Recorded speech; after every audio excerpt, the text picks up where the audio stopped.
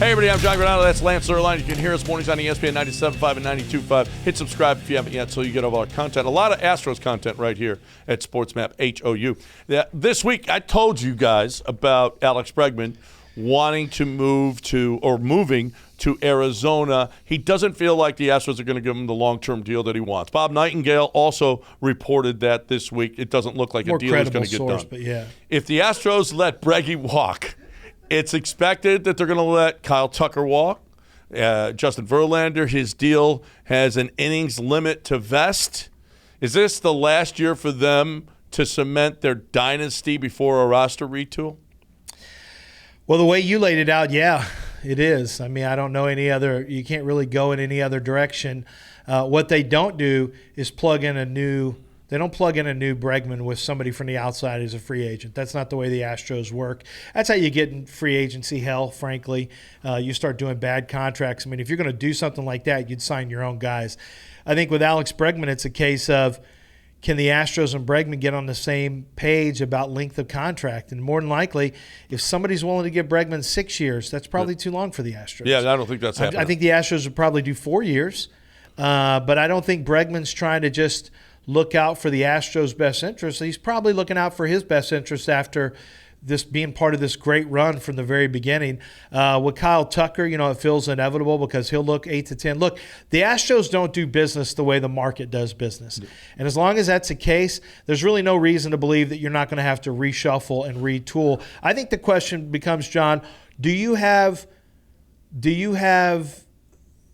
balls? I don't know what else to say. To trade one of these players in season when you're trying to win to bolster your minor leagues and maybe get the next Bregman on the way up. That's not how they do it. But shouldn't you start considering changing that way so that you can reload? Because everything you do now has to be hit in the minor league system, and that's going to be tough. Or from the draft, from drafting.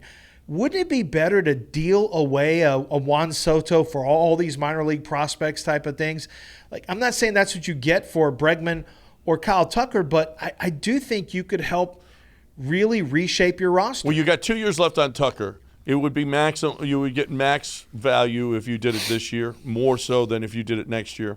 Bregman is a different guy. If you can come to terms with the guy that you're trading for, let's say you could, whomever it is going to be that you would trade for to bring in a top quality third baseman, if you could do a 4-year deal with him as opposed to the 6 or 7 year deal that Alex Bregman wants, that sounds like that makes more sense.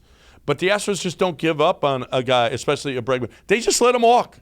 It's what they do. They've let every single one of their guys walk, and they say, we're going to be okay. But you've got a depreciating roster, though. Like if it's sort of value of a home, it depreciates. You let them walk, and you get a draft pick for it, but it's not the same value.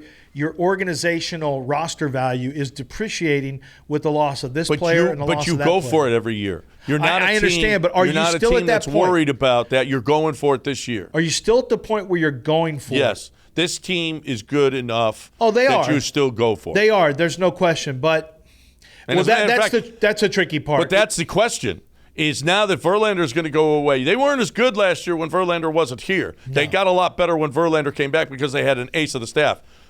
You don't know if Framber's even a 2 anymore. You don't know if Javier's even a 3 anymore. You don't know if Hunter Brown is even in the rotation anymore.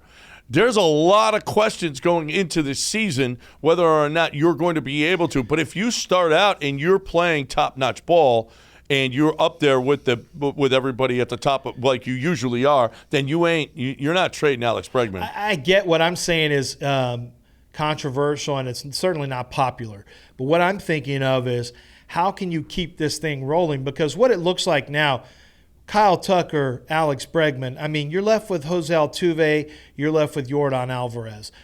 Yainer Diaz, I have a lot of faith in. I think he's going to be really good. Jeremy Peña was a concern at the end of the year. It looks like his swing needs to get fixed, but Chas McCormick, this does not look like a team that is is going to be a competitive team moving forward. We'll talk about that Jeremy Peña thing in just a second, but I got to talk about cold, clean, crisp, refreshing Coors Lights. When I'm watching my Astros all season long, I love me some Coors Lights. Well, when I'm watching all my games, actually, I love me some. I'm not going to limit it to just watching baseball. I'm going to limit it to watching everything I watch that I like to have a cold, clean, crisp, refreshing Coors Light. Look, if you're looking for a way to keep Texas chill, I did my part this summer. It was really, really hot. I kept the temperatures cooler because I was Texas chill with cold, clean, crisp, refreshing Coors Light. Do your part just like I am. Please drink responsibly. Jeremy Peña, he's got to be better. Jeremy Peña, is he pivotal this year? He has got to turn it around if the Astros are going to be the Astros going forward. I mean, it's no question, especially on the heels of the Bregman stuff. Without question. I mean, if Peña stepped up and ended up being a 25 home run guy and ended up hitting with the type of power, pop that he's shown in the past, and he becomes a more consistently productive shortstop offensively than Carlos Correa was, and then you still have Altuve doing his thing. You have Jordan.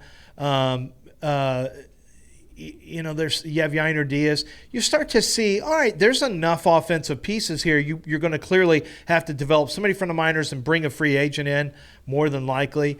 But I don't think there's any question if Jeremy Peña doesn't become a plus shortstop offensively, this is trouble for the Astros unless they rebuild through trades and free agency. Well, you pick up a lot with Yainer offensively over Maldonado. I think Jose Abreu is going to be much better all season long than he was last year. Could be. I mean, Altuve is still Altuve. Bregman is still Bregman. Chaz is going to be actually playing more, and he's going to get a better shot. That was a 900 OPS guy that a lot of times couldn't get on the field. That's terrible. Kyle Tucker is going to be good. I'm not as doom and gloom about this as you are. Well, I'm really thinking the future, though. I mean, I'm also thinking like Alex Bregman. Is Alex Bregman going to be? He never starts well. Right. Is he going to be locked in mentally this year? I think even more so. It's a contract year. Okay, I think even more so. I think you're going to get your best Alex Bregman this year. He is going to work his tail off to put up the best numbers. He wants that Machado number. He wants to get that kind of number, and the only way to do that is to be really, really good this year.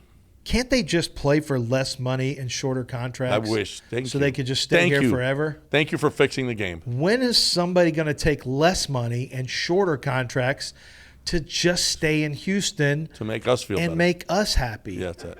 You've got money, make us happy.